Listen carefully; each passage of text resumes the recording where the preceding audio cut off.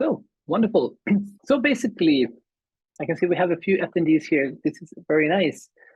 So my name is Daniel Gunnarsson. I work with the Division of External Relations at Lund University. I'm focusing on international marketing recruitment. I primarily work with post-Soviet countries, but I'm here today to facilitate this webinar where you are able to ask questions to our current students that are studying one of our law programs at Lund University. So in order to ask questions, guys, I would like you to look at your Zoom in front of you, and you will see that there is a Q&A functionality at the bottom. So you can click on the Q&A and you can write your questions that you might have, and it can be anything really about housing, about the program, about life in Sweden, or what it's like to be an international coming to Sweden. Just ask about anything. And you will be completely anonymous. I'm not going to read out your names loud. I'm just going to read out your questions. So yeah, feel free to ask about anything really. So I think that we have a nice group of attendees already. So I will actually start this session by asking our lovely panelists to introduce themselves. So could I please ask Ruby to introduce yourself and tell us where you're from and what you're studying here in Lund. So Ruby, welcome. Hi everyone. Well, my name is Ruby. I am from Guatemala. I came to Sweden last year to study at the Masters in European and International Trade and Tax Law. I actually chose the tax track. If you don't know, guys, in this Masters, you can choose between trade and tax specialization. So I chose tax. I have a background in international taxation. Before coming, I got a bit of experience in this field, and now I'm here based in Sweden, working in Malmö. Wonderful, thank you, Ruby. And the next person that could introduce himself is Amil at the European Business Law Program. Welcome. Thank you. So hello, everyone. My name is Amil. I'm from Azerbaijan. I'm doing European Business Law Master's Program, and I'm in my second year now.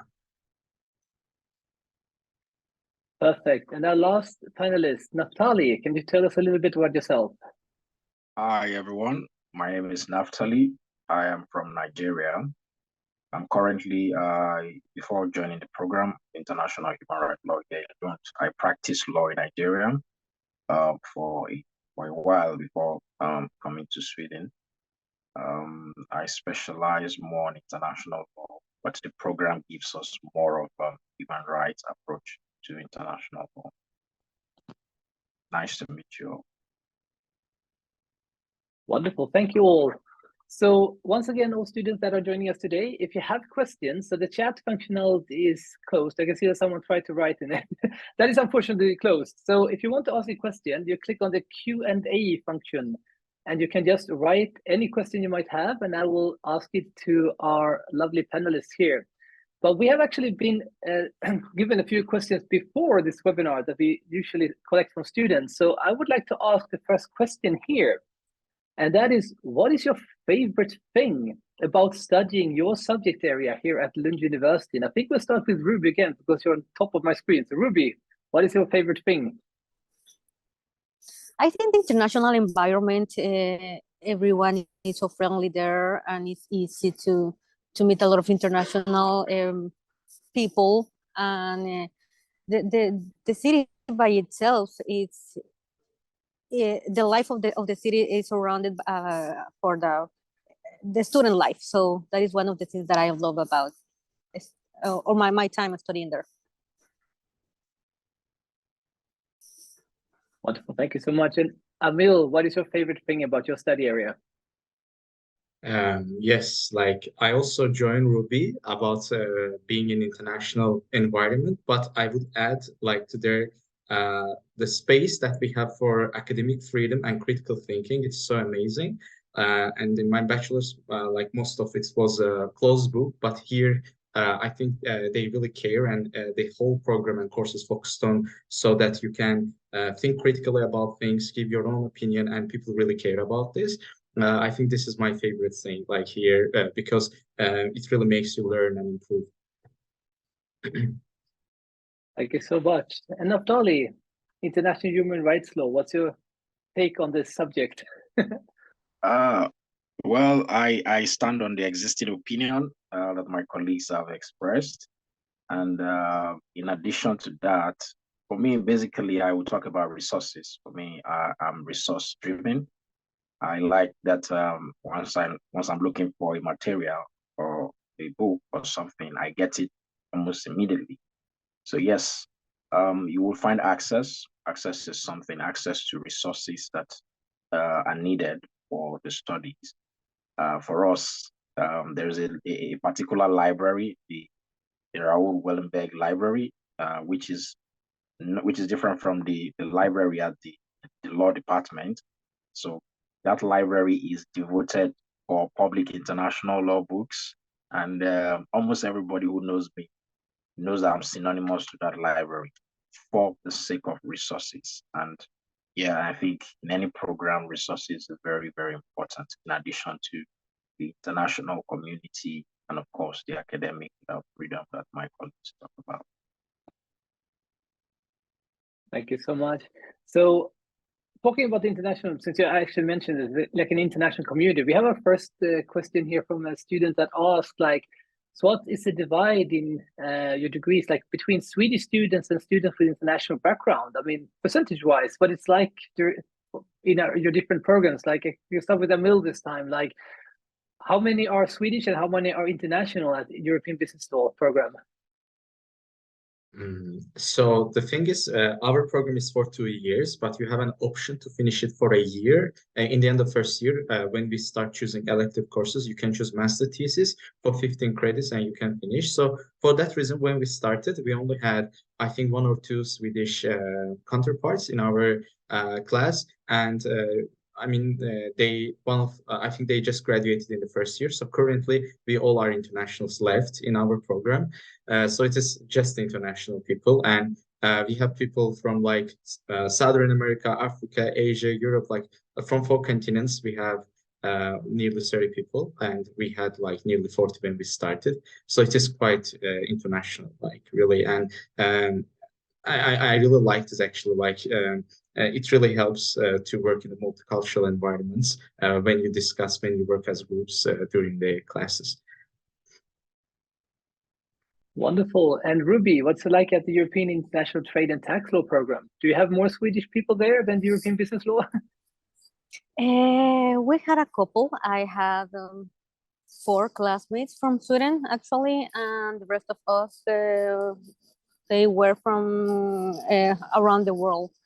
But most of them, they were from Europe because it is so focused on European legislation. So most of them, they were lawyers, a background legislation in law or a background in business law from Europe. But yeah, I had some classmates from Colombia, some from Bangladesh, and a lot of classmates from Europe. And Natalia, what it's like at the International Human Rights Law program? Well, the program, as the name, the name of the program itself speaks for itself in terms of the international nature of the program. One of it is that we have people from the different continents, and at least you have in my own configuration of my class right now, there's at least 2 persons from every continent, and there's a large number of Swedish students in the class, so that is up to about 20%, if somehow, yeah, close to 20% or more, or just around that figure. So in terms of the class configuration, the different population, yeah, it's very diverse and multicultural. Thank you so much. We have a lot of other questions here. So have you been able to gain any like practical experience or conduct any like research during your studies? So let's start with Ruby this time. So have you been able to gain any practical experience from your program, or is it mostly theoretical? Actually, internships and practical experience as part of the program, it is not a requirement. And we didn't have so many opportunities to do that because the content is so dense, and the story weight is everything is so heavy, that the content is so much that we didn't have time to do that. But in my personal experience, I can, a piece of advice for the people that want to study this master's is to take advantage of the thesis and the paper that we have to write, because that is a big platform to be known in the field. That is something that happened to me. So yeah, I think that you have a large opportunity to make research, and you have to take advantage of that. Thank you. And Amil, European business law, do you have any practical experiences, or is it mostly theoretical? Yes, like in our program, there is one whole course. It's called professional research work. By choosing that, if you find yourself internship or something, you do like work there for 2 months or something, then you write a whole paper, what you have done there. I personally didn't take it because, yeah, I didn't have internship at my hand. Yeah, but you can take this, and like if you find internship, like, yeah, we have these, and we also have a moot court course. It's for the second year, you can choose it for a whole semester. It's European moot court competition. If you choose that, basically they have very good like fictional scenario. You work on that, and it's quite practical, I think. And they also, according to my knowledge, they also invite practitioners to give a lecture, like for people who take this course.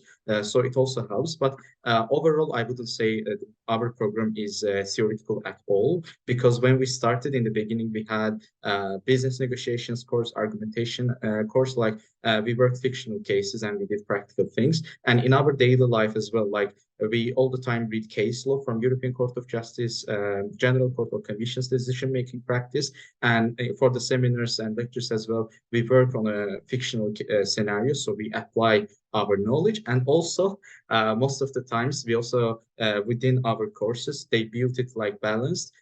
Like they invite people from the practice, from different prominent law firms, different institutions. So the people from the practice, they come with the cases, they work with us with the cases. So you really learn a lot. Like I wouldn't say our parts with the professors, it's theoretical. It's also quite practical, but we also apply like also practical sides together with the people from practice. So I think it's quite practical. Thank you for that. That's actually a very good explanation. I sometimes need that myself, to be honest with you. We get a lot of questions from students. So Natalia, international human rights law, how does that differ from the others? There's no significant difference in what my colleagues have said. Most important thing is what is practical to each one may be different. So, for example, some persons, their own practical aspect could be the pursuit of further theoretical work. Those who want to do a PhD of some sort. So the angle I will look at it from now, the angle of tangibles that I've seen out there in my search. Now that I'm in my second year of the master's program, and that I'm also stepping into the thesis part of it, you'll see opportunities relating to thesis topics. So that makes it so even if you it gives the understanding that yes, this thing you're doing is practical, then you see a lot of PhD positions flying around. And for us, courses that we do, public international law, humanitarian law, you will see PhD topics out there that relates to those topics. And apart from that, you will see international organization advertising positions that relate to those theoretical aspects that have been taken in class. So, for example, you have a course that relates to climate change and international law, and you could see companies who are looking for students to write thesis on sustainability. So that shows that, yeah, the things that we were taught in class have a lot of practical aspects out there. Thank you so much. I actually have a question here directly straight to you, Natalia. So I'm going to read it out loud. So here's a student that's applying for the same degree as you're studying at the moment. And the student wanted to ask how your experience has been on campus as an international student from Africa, and how was your acclimatization to this degree? So what would you say about that? How has it been to come to Sweden? Well, the first advice I will tell you when you come into Sweden, don't come through Stockholm. If you are an international student, do not come through Stockholm. Come through Copenhagen, because I did that mistake because I came on my own, and then I was like, why should I go to another country when I can just go straight to the country? You know, those small details are very powerful when they come as some form of guidelines to go to this place, because it's faster to get to do from Copenhagen. However, acclimatizing, you will not find it difficult to acclimatize when you come to the program, and that is because it's already an international environment, and then you will know that it's an international environment when people go for summer. During summer time, that's when you know how international it is, because you see a lot of people who used to see, they've all gone for summer, so you then see how it is. So far, you will meet people from other parts of the world that have the same culture. Like you meet Africans, you meet Asians, you meet different set of people. So you will not be alone in terms of having a different culture. What it means basically is that you will have people just like you, think differently, or are from a different background. Last time I checked, personally, I have not seen that acclimatizing is an issue.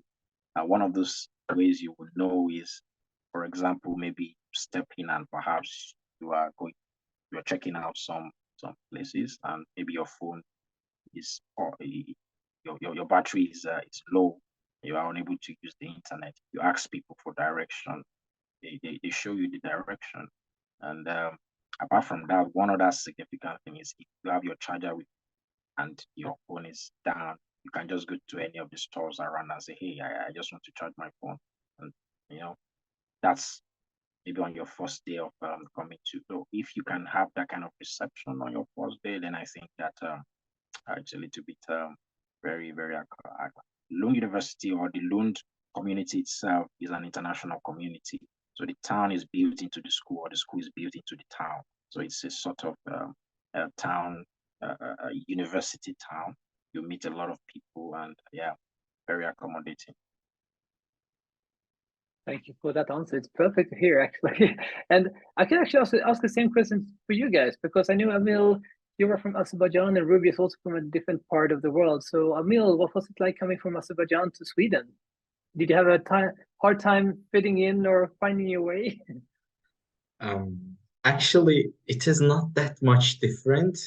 Like we also have 4 seasons. Like I've also experienced like winter, even very cold ones.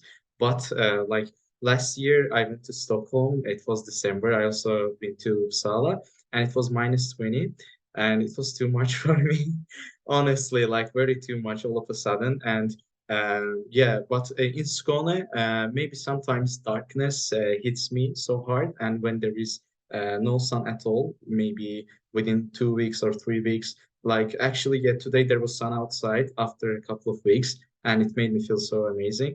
Yeah, like sometimes I just feel like seeing the sun, seeing the light. Except for that, I would say it's manageable. Yeah, like I think it's easy to get used to this weather as a person who is coming from Azerbaijan. I'm happy to hear that. And Ruby from Guatemala, did you have a hard time fitting in and feeling at home? Well, as the guys said before, I think it's not that difficult once you have the proper clothing. And the most difficult part for me was the darkness, of course, because even when the cold is easier to stand, then the darkness is a long period of time without sun, so that is difficult sometimes. But apart from that, it is not that's hard. You just have to be prepared and to have different clothing for each season of the year. And I came from a country where we just have two seasons, just summer and winter, and they are not as extreme as in Sweden, but it was not that hard. You just have to be prepared, psychologically speaking, and with your clothing. Yes. Thank you so much. I can tell everyone, like, the darkness has nothing to do with nationality. That's a problem for us all. I'm born and raised in Sweden. Darkness can be tough sometimes, but you will be fine. There's nothing to worry about. There are good friends everywhere in Lund. You will have a great time. We have a lot of questions here now, and some of them are really, really interesting, I have to say. But I think we could focus a little bit about the ones here that are in regards to the application for a while. So since you were all able to get in to Lund University, and a lot of students are now preparing their applications, there is a very good question here. Like, do you have any tips about how to write a successful letter of purpose, letter of intent, or motivation letter? So could you tell anything about how you were thinking about that when you made your application? I think we can start maybe with Amil this time. So Amil, any top tips? Yes, like first of all, I would say to be like minimalistic and reasonable, because sometimes like when we are writing this, we are trying to look maybe over ambitious, maybe like to how would you say, like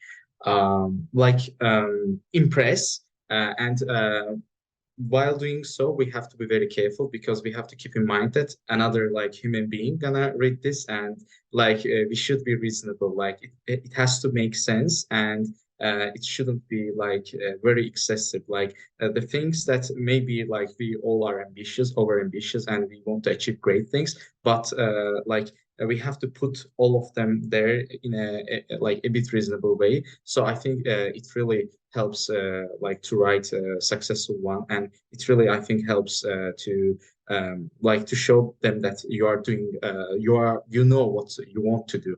I mean, for me, like I all the time when my friends like asks advice from me about motivation letter, I all the time keep saying this. And also like since like those are the professors at the faculty who read those and the teachers those motivational letter in order to decide to give you admission or not, and also then to be structured so that you have cohesion in your writing, so that you guide your reader, you don't lose their attention. Like yeah, to be very like with your paragraphs and your writing style to be very organized, so that you guide them, you make them to read it till the end, and not to exceed, I would say, 1,000 words. I think in my program there are no word limits, but I wouldn't recommend to submit something more than 1,000 words, because I think that limit for me, I think in that way, like it is enough like to be precise so that they actually read it. I would recommend like all this, and not to keep everything till the end last day. Like I would also recommend this in case of any kind of unforeseeable issues. Thank you so much. And Natalia, when you were thinking about your motivation letter, what would be your top tip for students? Yeah, what I would say that there's a lot to say about it, and of course you hear different versions. But the first thing I will address is be yourself when you are writing your motivation letter. There's nothing as being yourself, because yourself resonates in your letter, your motivation. My motivation was 600 words. And about 500 and something. It wasn't up to 1,000. And that's because the benchmark is supposed to be like 1,000. But the shorter and precise you are, the better for you, because sometimes the people you are writing to, you put them on suspense while also revealing your potential. So people want to know more about you by giving you the program.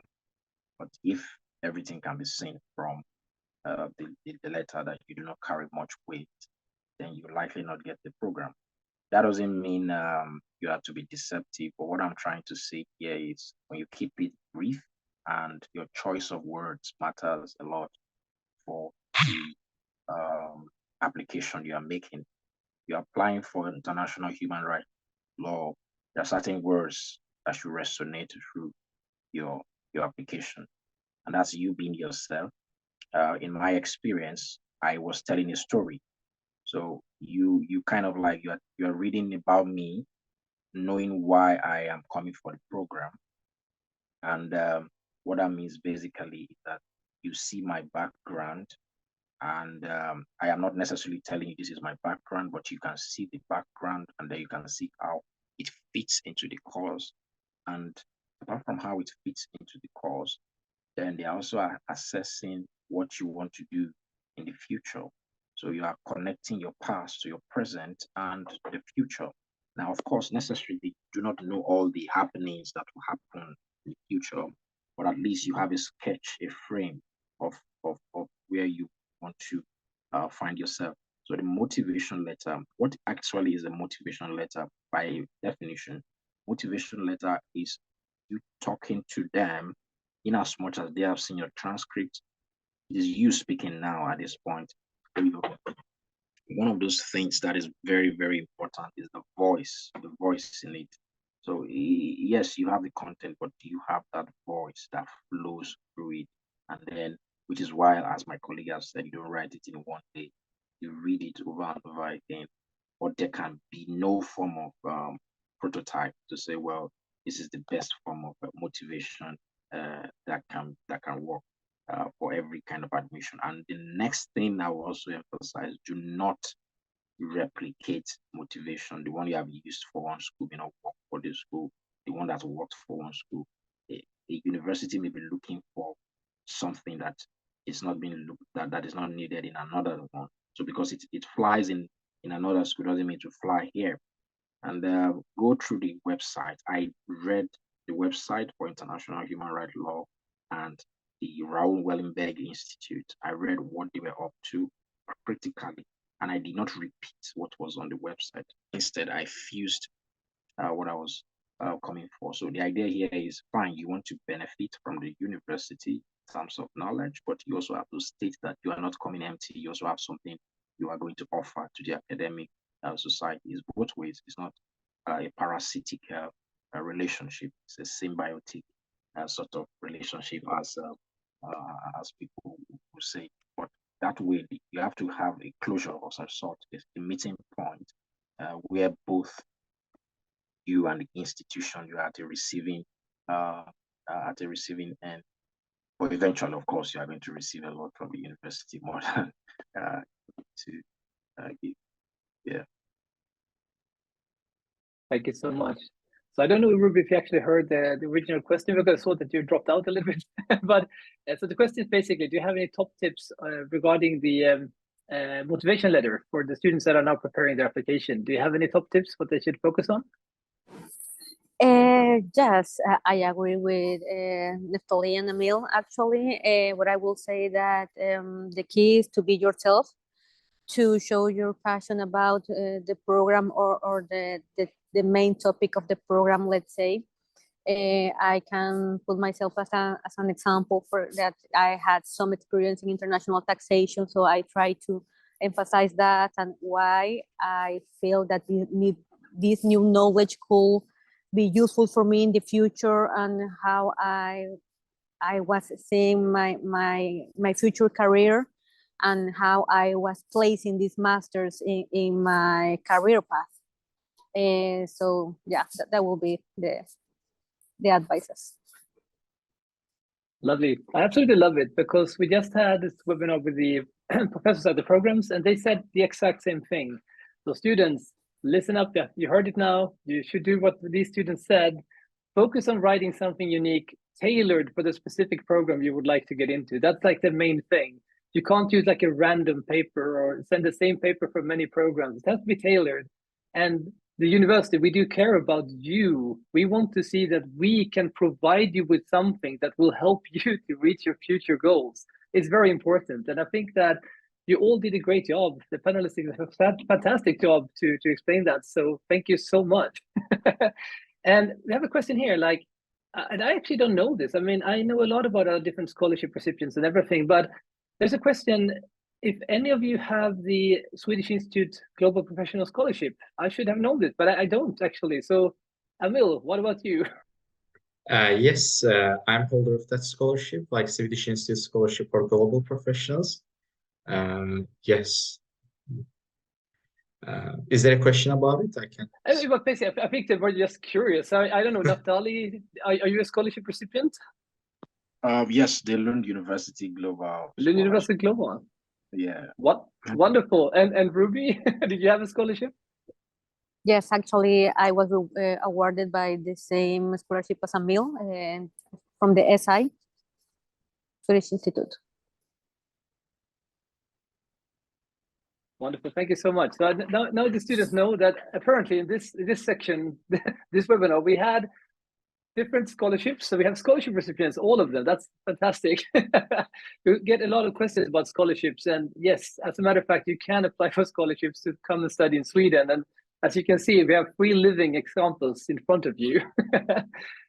We have another question here, and it's quite a normal question as well, I think, for a lot of students. So the question is, do you plan to stay and work in Sweden after graduation? And I don't know, I mean, if you don't want to reply to that question, I think you don't have to, because it might be too personal, but if you want to, you're more than welcome to.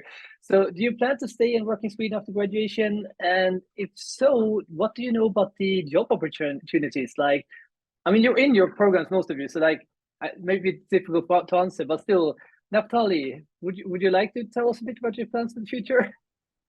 Well, I will skip the first part of the question, which is kind of the personal part of the question, but I will address the part of opportunities.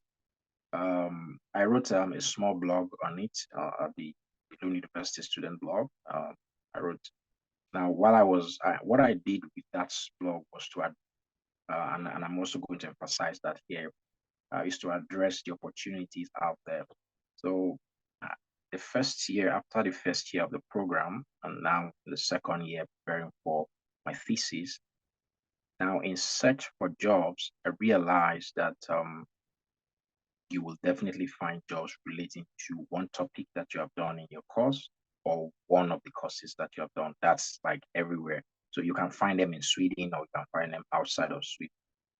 And for those who want to practice law specifically, you will have to go through, like if it's an international law aspect in any country outside of Sweden, yes, you can find opportunities around. Of course, within Sweden, you definitely find opportunities around. One way you know that is when you, even while you're in your program, just put your eyes in the market and in how jobs are flying around. Then you keep seeing that, oh, for example, you have companies that are, Swedish companies are highly sustainability driven companies. So most times you would want to get, there are prospects, but depends on who is staying or who is not staying, or whether the courses that we take here have a prospect in the labor market. Yes, I would say that. Thank you so much, Amil. I'm sorry, Natalia, I'm tired. Dear Lord. So basically, Amil, how about you? I will start with saying this, that like unfortunately it's a harsh reality that if like you are leaving your home country where you did your LLB, like Bachelor of Laws, it's gonna be a bit harsh to find a job in law, like especially practicing area, like because of the realities that you have to know the national law when it comes to practice it, and you also gonna need the language, unless like you got a chance or opportunity at fully international operating company or institutions. So for me, I would be more interested with law firms, but here, like, you have to have Swedish law degree, in order to be able to work there, and also like Swedish language. But I would say for like someone who studies business law, you can also work in compliance fields or in the data protection fields. For that, I think there are more chances for us to be able to find a job there. And But when it comes to law firms and stuff, things get a bit harsh because of the realities, and it's, I think, pretty fair. So yes, it's challenging, but I would recommend if you are intending to stay in Sweden, like best thing would be like starting SFE and learning Swedish since the beginning of your program. That can be very useful because it's the one of the most needed assets in the job seeking process. Yeah, I would say this. Thank you so much, Amil. And Ruby, how about you? Would you like to talk about job opportunities a bit? Well, yes, actually, if you don't know, well, I am now working in Sweden. I already finished my master's program, and yes, I had the opportunity to stay and work here. So yes, when it comes to the market, it is hard. I will say that being an international person here is hard because, of course, we are in Sweden, so we need Swedish for most positions. But there are some few positions where Swedish is not needed. But you really have to look for them. There are just a few of these positions where you are just asked to request to speak English. But those are, as Amil mentioned, are just in international organizations and multinational companies, big four companies, and at least I could say to people that is to those that are interested in my master's, there are not a lot, but maybe there are more opportunities here in Sweden since international taxation. There are some niches or there are a few fields there that are very, very international, even here in Sweden. So you don't need to know at least in depth the local legislation. So it is possible, but we have to be honest, it's not easy. But yeah, it's possible. I like all of your answers very much. Yes, I mean, it is not easy. It's difficult to find jobs in general. And I think you highlighted that pretty well. There are opportunities available to everyone, but it's just like, yeah, you will have to look for them for sure. We have a lot of questions here, and I like this a lot, actually. So we have a question here about if you're actually, I mean, we're assuming now that the students are actually admitted and they're going to start your program.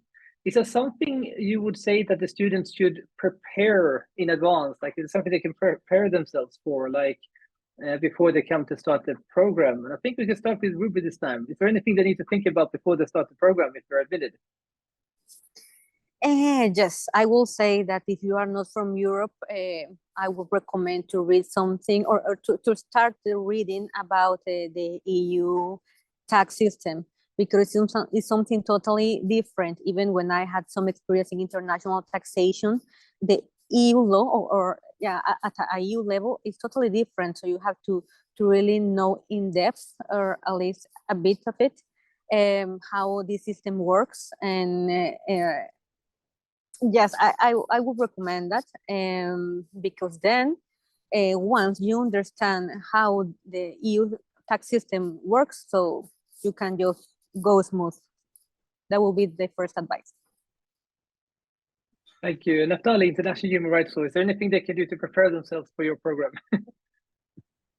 Well, if they have a basic knowledge of human rights, because most times they say it's good, but it will not be about the human rights in your country. Or the way I see the program, I see it more as an international law with emphasis on human rights. So you should have a foundation in international law, because every time in every course, the approach is usually international law approach, then human right then comes in. So the foundations in public international law will help you in all the courses. And then there's also the European perspective to some courses. Of course, you can always read that up. since you already have a mind that can assimilate all that. But one thing that you should also prepare for is that we do a lot of writing. So the exams are more of you write papers or you write short articles. So if you're not used to that kind of system where you read and form your opinion, then you should take that into consideration. But because it is human rights, doesn't mean they will focus on the human right of a country or of a given country. What is said about any country is just for the purpose of some examples, not necessarily because they want to focus on that country. And so, yeah, the United Nations framework is something you should look into if you are coming towards this direction. Thank you. And Amil, how about European business law? Yes, I think our program is a bit different than Naftali's and Ruby's because it is fully European. We learn EU law. So I would say if you are coming outside of EU, would be better to familiarize yourself with EU. What is EU law like? But in either way, like when we started, we had induction week. In that week, it was like we were having like within a day a lot of lectures, and faculty did it for us. Like they started from the beginning, how EU was established to the extent that we understand how it works, its institutional setup, and too many issues. And then our first two courses, like constitutional law and internal market law, it really helps. It shapes your mind about EU. Like I think especially that's the case for people they come outside of EU, that like those are enough to understand like how it works. It really helps you then go into like different specialized fields, choose your elective courses and specialize in the fields. And I would also recommend like they have a MOOC version of our whole program on Coursera. It's a bit short version of our program. You can take this after getting admitted. I think they will also send email about this course. I think it's really helpful, and it gives you a chance to kind of get to know your teachers before coming here because they are doing that course there. It's actually, I think, a useful tool that they can use. And also I would recommend like boosting your right academic and the legal writing skills, because it really helps here, since we all the time write, whether it's open book exam or we have to write paper. I think having good writing and communication skills help here. So I would also recommend like boosting them. Yeah, I like that a lot actually. Yes, some of our courses are actually available as like massive online courses. So you could actually get a flavor or taste of what we offer beforehand. I think that's a really good top tip for anyone, really. Also, we have a question here that is a bit about like I think that like the workload of your programs. So there's a student asking. So it's just for the International Human Rights Law program in specific, but I think you can all answer this question as well. So do you find that it is possible to have a small part-time job alongside your studies? Would that be possible? I mean, it's a time to have a part-time job while studying. So Natalia, would that be possible doing international human rights law? Would you be able to also have a part-time job? Well, the program itself is divided into different courses that you take per time at every time. And the time you have is dependent on the number of things you are able to read. And then it also depends on your speed. So if you can, for example, every course has its own different approach or times that you should attend the classes. So for some, you could attend 4 times in a week. Some it could be 3 times in a week. An average class is about 1 hour, 30 minutes, or 2 hours, 2 hours with breaks and all. Now the idea here is I am not a specialist on human resources that could advise you on how you can have a job on the side, because generally it looks like the course itself is already taking most of your time. And so I am not confident in saying that you will have enough time to look for a job But of course, that possibility is there. You can always you can do some things maybe for the weekends. You depending on the employer, and yes, there are opportunities to do informal jobs, and of course, there are other jobs that students do which are very flexible at the time. But then it all depends on you. If you already have a strong background in international law, then you are coming in, you know that to read those materials or to prepare for classes is easier. Then you can always have time in between. But if you are the type that still needs a lot of time to cover up a lot of things before class, then there may not be enough time. I'm not saying that the program is choked with a lot of materials, but what I'm saying in essence is that it comes with the demand, and the demand requires that you make the most of it. And if you must make the most of it, you must give some time to the reading. So in every, depending on the level of the course you are doing, some courses require a lot of reading, and you would also want to read outside of the course because the study you are taking means a lot to you, because it's not something you just want to read and throw somewhere. It's something you want to get the best out of it. So in those instances, you want to devote more time to the studies. So if you still want to work after devoting all that time, of course, you can have places to go. Thank you. I think that I can also highlight for all students that are here that, I mean, by law, if you have residence permit for studies in Sweden, you are allowed to work. Then yeah, so the question is basically, would you have the time to do it? So Amil, European business law, would there be enough time for you to have a part-time job at the same time as you're studying? Yes, I think a workload allows you, workload about the program. I think it gives you free time that you can do other stuff. But for having a part-time job, I think the obstacle can be because we don't have fixed schedule. We have our schedule, but sometimes we have classes in the morning. Sometimes we have them after the morning. So, for example, if their part-time job is in the morning or in the afternoon, it can be a bit challenging because it's a kind of the program is designed that it should be your whole focus, kind of. But with the flexible maybe working hours, it can be possible. And I think with workload, it really gives you a lot of free time. For example, I do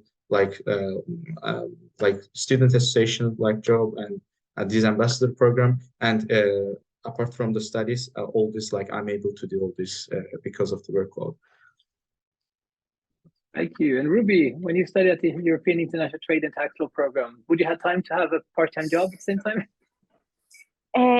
Well, I will say that the content was heavy. There were a lot of readings, the material, a lot of cases, a lot of theoretical material. So I will say that all depends on you. All depends on how you organize your time. Just as a meal, in my case, we had some lectures during the morning, some others in the afternoon, some others in the evening. We didn't have in the evening. So I will say that it is possible as long as the part-time job is flexible. I know, as far as I know, there are some opportunities where you just have to meet certain amount of hours per week, regardless if you are working during the morning or in the afternoon, as long as you meet the hour that you have to work weekly. But when it comes to the how difficult would be, I will say that maybe will be a bit challenge, but it's not impossible. All depends on how organized you could be, and maybe how, if you have some previous experience or you have some previous knowledge about EU law, it will be easier, because at least in my personal case, it wasn't possible for me because I didn't have any background in EU law. So I had to put a bit much effort. I had to invest a bit more hours studying. So all depends on several factors, I will say, but it is possible. Thank you so much. We have another question here. I mean, you are basically representing, well, not completely, dead in my head here. I mean, you are representing different continents in the world here as well. So what was the biggest culture shock for you when coming to Sweden? Amil, what was your biggest like cultural shock? I think there were several, and first of all, like biggest culture shock here, like I will start from the university. We had introduction day. It was really cool night that faculty organized, and even from there they said that like you should like our professors, teachers, everyone like call us with our names. In my home country, if I do that, this is gonna be a huge disrespect. So it was a culture shock. Like we just call them with their names here. I'm not sure. I don't think so, because when I talk with other people from different parts of the Europe, I don't think that it's in everywhere, even in Europe. So this and like uh, what else? Maybe I need time to think about it because there were too much. Now maybe they are ordinary things for me as well here. But I think I had a lot because Azerbaijan and Sweden is totally different, and like coming all the way from my country to here, like it's totally different. Like I had a lot, but like it's been a year now. I can recall them, too many of them, but there were too many of them, I would say. Wonderful, thank you. It's one of the things that you mentioned, like the fact that we use first name basis for everything. There's like no power distance between students and professors. That throws a lot of students off. We realize that because I mean, I got emails and those people showing up at the office calling me like sir all the time or Professor Gunnarsson or whatever. And it's just like, no, I'm just Daniel. Relax, chill. So Naftali, what was your biggest like culture shock? Yeah, well, I haven't thought about that, but yeah, well, this is one of them. Then the other one is they take like here in Sweden, they take a lot of time to like attend to you. Like, it's very it's unusual. So for example, if you go to the maybe you're in the supermarket and want to buy something, maybe you have issue with your credit card. Every other person is on the queue. They make sure they attend to you.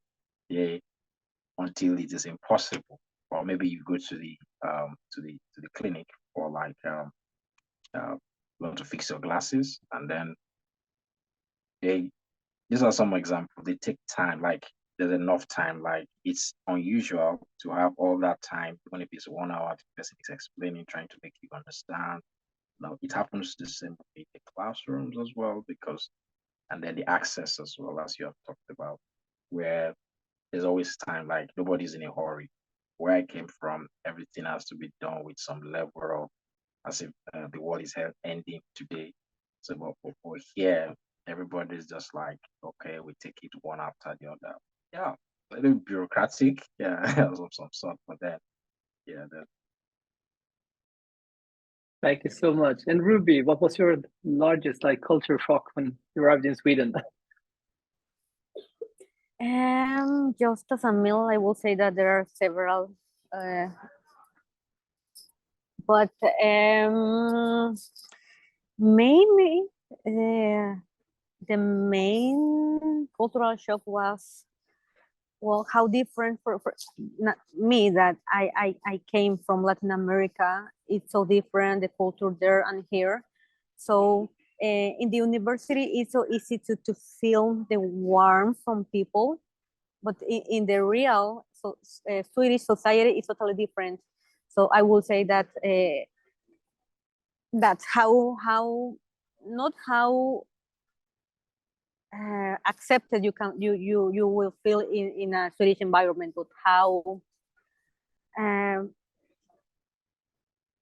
I don't know how to explain it, but I think I know that the Latin American Latinos can understand me, but how easy you can feel part of a group, that will be the biggest culture shock. Thank you so much. Yeah, there's a lot of intriguing things about our culture in Sweden. I can say that instantly. It's we're an interesting bunch of people. So we have maybe one more question. I can see that we are soon reaching the end of this webinar here. So a lot of questions that were sent by email as well. So one of the questions we have here is, what is the most fun and exciting thing you've done since coming to Sweden? So is there anything unique or different you've done in Sweden that you would like to share with our audience today? So I think I will start with Amil again, because I think you're on top of my screen. So Amil, anything fun you've done? Yes, I would say experiencing -20. The previous slide mentioned. Before coming here, I really thought that I'm gonna go to the way north and to see Aurora and Northern Lights. And after that, I started to question that, am I able to do that? And I gave up. After that, I said, I'm not going there. I'm not risking my life. But apart from that, in Skåne, like there are like some organizations, like with them you can join them, and who like they promote healthy life, cliff climbing. It was really fun, like doing it. Yeah, I would say that it was fun doing it. Thank you. Natalia, anything fun you've done in Sweden since you arrived? Well, there are lots, but I would just say that it depends on the individual's but basically, can I remember it now? Yeah, I mean, during the summer, you have a lot of cheap a very cheap ticket that you can travel around the the whole of the skin, and that way, I mean, there are a lot of places to go to, so you can use that. Yeah, I think that's because you wake up every day, and because I mean, you have to use the tickets, it's very cheap, so you go to a lot of places. I mean, just traveling around. I like to just travel around with the train, and then of course you could see the town itself. Thank you. And Ruby, did you do anything fun during your studies in Lund? Yes, I had opportunity to go even further than Kiruna. I went up north in Sweden last December, and I had opportunity to see Northern Lights as well. And for me, it was a huge experience since in my country we don't have snow, so this was my first time seeing snow. And that amount of snow, a thick layer of snow, I was at -20, 22, something like that, and I was maybe just around 3 kilometers far from Narvik, that is the border between Sweden and Norway. And just being standing there, being aware that I was within the Arctic Circle, for me was amazing. The whole experience was amazing for me. I would say that one. And then, personally speaking, I will say that since I came,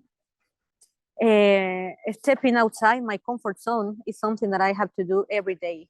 And that is the biggest takeaway from my whole experience in Sweden. Wonderful. Thank you so much. I can see here that we have already reached the 1 hour mark. I mean, there have been plenty of questions and a lot of really good answers from you guys. So I would like to start by thanking you all, the panelists, that you took time to help us out here. And then I would just like to tell all of our attendees as well that if you would like to reach out to like current students at Lund University, it is totally possible to do that. We have a system up and running on our website where you can contact the students from your regions. We have like ambassadors that you can ask questions, and you can basically ask them, I would say, any questions really, any questions you would like to know about Sweden, life in Sweden, and they will gladly answer you. So we don't give them like any like big scripts or anything what they should say. You can ask them anything and they will try to help you and give you a better understanding of what life in Sweden is all about. So as a final note, is there anything you would like to tell the students really quickly before you go? Like if you have any top tip or advice, Amil? Yeah, I would just say this, like this summer I was in Azerbaijan in summer school. They wanted me to share my experience about Sweden. I think I a bit cried about the darkness, winter and depression, but it was also my conclusion there, and I'm gonna say the same thing here. This shouldn't stop you, because I think once we had one guest lecturer here who previously worked at Lund University, like I really loved, he said that the weather is a price what we are getting from the weather is the price that we are paying in return what we are getting from the university. I think that was really inspiring, because it really works to come here, because if you have this opportunity, like if you get a scholarship, especially, I think it's a once in a lifetime opportunity to come and study in Sweden. And Lund University is such a great place. And darkness, winter, like none of this should stop you. Should be your obstacle. Like it really, and in either way, you're gonna survive. You're gonna defeat all this. So this shouldn't stop you. Actually, it's part of the challenge. It makes it even like in the end, I think you will feel like fulfilled, like if you overcome all this. And it really works to overcome everything, because it's what you will get is it's the best and amazing part. I would just say this. Thank you so much. And Natalia, do you have any final words to the students? Yeah, well, for me, the final word here will be you have to just be yourself, and very important, no matter wherever you find yourself, whether you're coming to the university, because in fact the university wants you to be yourself. That's why they want to admit you. And whether the weather, whatever happens, do not lose yourself. Once you have not lost yourself, I think you have everything figured out. Thank you so much. And Ruby? Yeah, I will say that I don't know how we picture Sweden for you guys, but it is a lovely country. Its people is lovely and it's friendly, and you are going to meet a lot of people here that is so awesome. All the challenges that we're going to find here are bearable, and I think that the experience it is worldwide. So just give it a try, take the chance, take the risk. That will be my advice. Thank you so much. I just traveled with a colleague of mine, originally from Nigeria, and said we talked a little bit about life in Sweden, life in different parts of the world. He's been traveling a lot, and he said one of the major things about Sweden that I really like is that there's no real problems. Everything you encounter, even if it might be a bit troublesome, it's always survivable. You will be fine. And I mean, yeah, I like that a lot, actually. He said there's no problems in Sweden because you can overcome everything. And I never thought about that, because I'm born here. It's fine.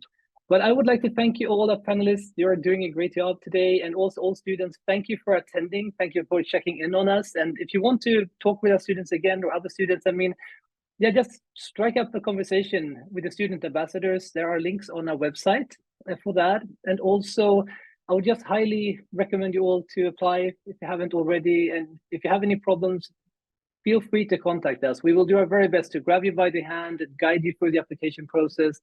We will basically not release that hand until we know that you feel safe and sound and ready to come to Sweden. That's what we're here. So we will try to help you as much as we can.